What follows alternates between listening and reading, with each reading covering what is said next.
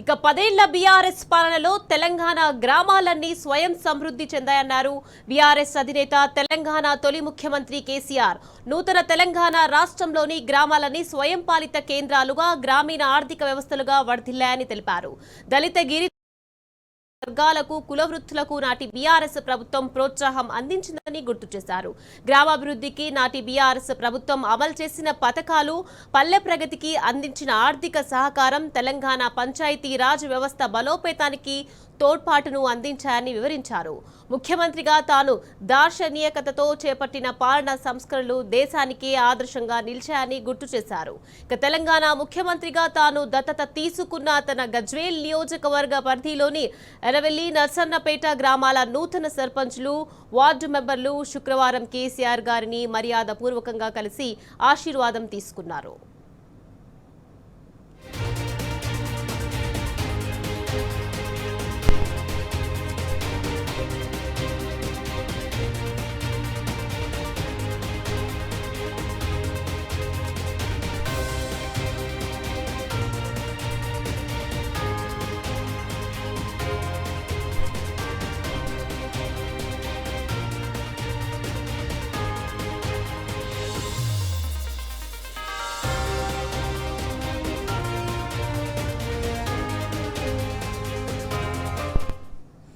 గ్రామాల్లో వాతావరణం, మౌలిక వసతుల అందుబాటు, పండుతున్న పంటల పరిస్థితి గురించి కేసీఆర్ అడిగి తెలుసుకున్నారు. ఇక తెలంగాణలో గత బీఆర్ఎస్ పాలనలో గొప్పగా వర్ధిల్లిన గ్రామాల పరిస్థితిని, నేడు కాంగ్రెస్ ప్రభుత్వంలో అన్ని రకాలుగా దిగజారిన పరిస్థితిని కేసీఆర్ కు వివరిస్తూ గ్రామస్తులు ఆవేదన వ్యక్తం చేశారు.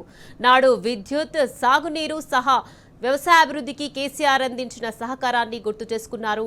పల్లె ప్రగతికి కేసీఆర్ ప్రభుత్వం క్రమం తప్పకుండా విడుదల చేసిన నిధులు కురుమ, ముదిరాజ్, గౌడ, పద్మశాలి సహా చాకలి, మంగలి, సబండకుల వృత్తులకు, దళిత, బహుజన, గిరిజన మహిళల కోసం ప్రత్యేకంగా అమలు చేసిన పథకాలు, అందించిన ఆర్థిక సహాయం గురించి చర్చిస్తూ స్మరించుకున్నారు.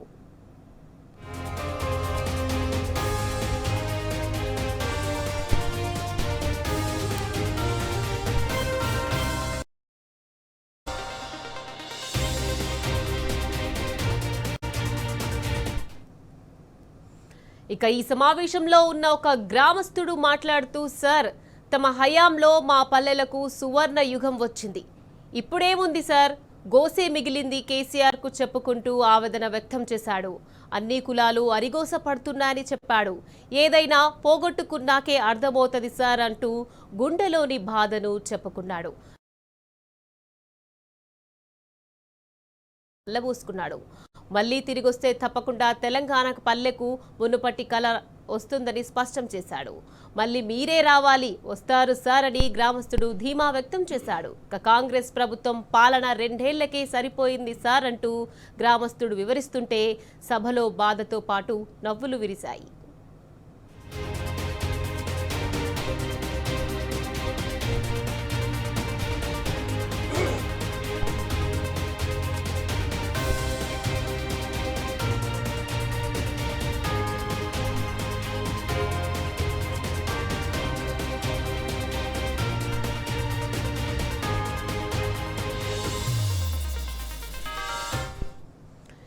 గ్రామస్తులు చెప్పిన విషయాలను సావధానంగా విన్న చెప్పారు.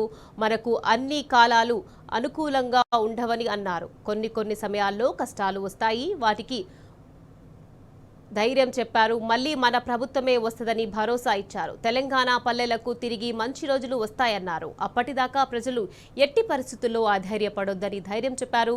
గత బీఆర్ఎస్ ప్రభుత్వం అందించిన స్ఫూర్తితోనే స్వయం శక్తితో పల్లెలను అభివృద్ధి చేసుకుంటూ ముందుకు నడవాలని గ్రామస్తులకు దిశానిర్దేశం చేశారు కేసీఆర్. ఇప్పుడు నూతనంగా ఎన్నికలవుతున్న సర్పంచ్లు గొప్ప ఆలోచనలతో తమ గ్రామాలను అభివృద్ధి చేసుకునేందుకు ప్రణాళికలు రచించుకోవాలని సూచించారు. ఇక గంగదేవిపల్లి లాంటి అభివృద్ధి చేసిన స్వయం సహాయక గ్రామాలను ఆదర్శంగా తీసుకోవాలన్నారు.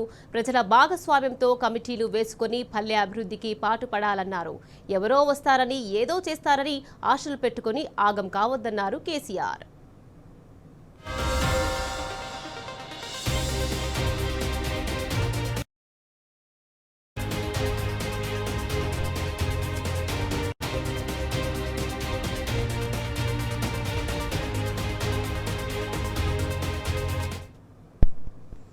ఇక జాతీయంగా అంతర్జాతీయంగా పల్లెల ప్రగతి కోసం గొప్ప వ్యక్తులు చేసిన కృషి గురించి గ్రామస్తులకు వివరించారు కేసీఆర్.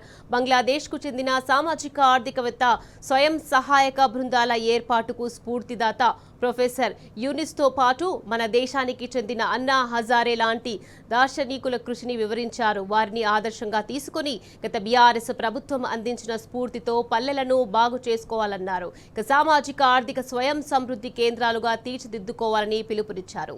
నూతనంగా ఎన్నికైన ఎరవెల్లి గ్రామ సర్పంచ్ నారన్న గారి కవిత రామ్మోహన్ రెడ్డి దంపతులు, ఆ గ్రామ ఉప సర్పంచ్ సవితా కరుణాకర్ సహా వార్డు మెంబర్లు, నర్సన్నపేట గ్రామ సర్పంచ్ గిలక బాల నర్సయ్య సహా ఇరు గ్రామాలకు చెందిన ప్రముఖులు ఈ సమావేశంలో కేసీఆర్ ఘనంగా సత్కరించారు. పార్టీ నేత మాజీ ఎమ్మెల్సీ షేరి సుభాష్ రెడ్డి తదితరులు కూడా ఈ మీటింగ్లో పాల్గొన్నారు.